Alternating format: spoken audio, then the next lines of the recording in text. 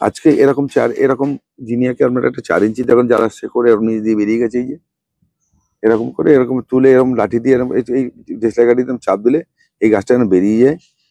বেরিয়ে যাওয়ার পর আমরা এটা 4 ইঞ্চি পটিং করে দেবেন। 4 ইঞ্চিতে গাছ একটু বড় হয়ে গেলে, ঠিক এরকম হয়ে গেলে আমরা এরকম 8 ইঞ্চিতে বা 10 ইঞ্চিতে তুলে দেবেন। কিন্তু সবসময় নিচে খাওয়া রাখবেন কম। আমি দেখুন এই আস্তে আস্তে ভট করছি এগুলোকে। এইবার দেখুন এই গাছটা কিরম হচ্ছে, দেখুন এই গাছটা হচ্ছে দেখুন। এ কিন্তু ছোট দেওয়ালাই কুড়ি এসে যেতে পারে, কুড়িগুলো কেটে দিতে হবে, কুড়িগুলো কেটে যেতে হবে। এবং এটা লাইট দেখুন, এখন লাইট লাগানো আছে। এটা এটা আমার প্রায় 11টা 12টা অব্দি লাইট জ্বলে। এই লাইটের নিচে রাখি, নাহলে প্রচুর কুড়ি এসে যাবে। এখনো সময় আছে, দেরি আছে। এটা জানুয়ারি মাসে আমি ফুল নেবো, ডিসেম্বর শেষ আর জানুয়ারি মাসে ফুল নেবো। তার আগে আমি গাছটাকে ঝাঁকড়ানো করবো। আর এই সময়টা যদি এই গাছটা খুব তাড়াতাড়ি কুড়ি আসে বলে একে কিন্তু পটাশ যুক্ত খাবার দেওয়া যাবে না, এই মুহূর্তে একদমই দেওয়া যাবে না।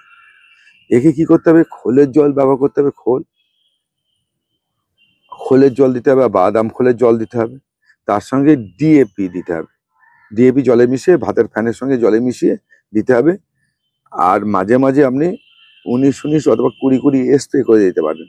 কিন্তু আপনি এখানে 15, 10, 26 ব্যবহারই করবেন না।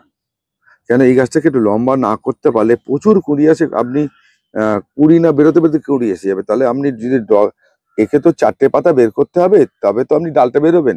যদি 2 পাতা বেরিয়ে কুড়ি এসে যায়, আমি কেটে দিলেন, তাহলে আর কোনো পাতা বেরোবার জায়গা থাকে না। সেহেতু একটু নাইট্রোজেন যুক্ত খাবার একে দিতে হবে। আর একটা কথা, একে একটা ওষুধ বাজারে বেরিয়ে গেছে, nano urea. IFFCO company nano urea বেরিয়ে গেছে, লিটারে 2 থেকে 3 ml দিয়ে সপ্তাহে 1 দিন বা 2 দিন আমি একে স্প্রে করে দিন। তাহলে কিন্তু আপনার গাছটা একটু লগলগে লম্বা হবে। এই গাছটা কিন্তু এর চারিদিকে হেলে যেতে পারে। একে চন্দ্রমল্লিকার মতো লাঠি দিতে হবে চারিদিকে। আমি লাঠি দেওয়া হয়নি, এবার দেবো। এই লাঠি দিয়ে আপনাকে সুতো দিয়ে বা চরকারে 4টে লাঠি এখানে দিয়ে একটা সুতো দিয়ে বেঁধে দিলেও এই গাছগুলো আর হেলে যাবে না, এদিক ওদিক হবে না। দেখুন এই এদিক ওদিক হওয়ার সম্ভাবনা বেশি। এবার দেখুন এই গাছটা কিন্তু এরকম পিঞ্চিং করে দিতে হবে। তাহলে কিন্তু আপনার সমান হয়ে উঠবে এবং দেখতে সুন্দর হবে, ফুলও ভালো হয় এবং বিভিন্ন কালারে। এবারে এইটা মিক্সিং বীজ আছে, এটা আপনি আগে থেকে ঠিক করতে পারবেন না কোন ধরনের ফুল হবে।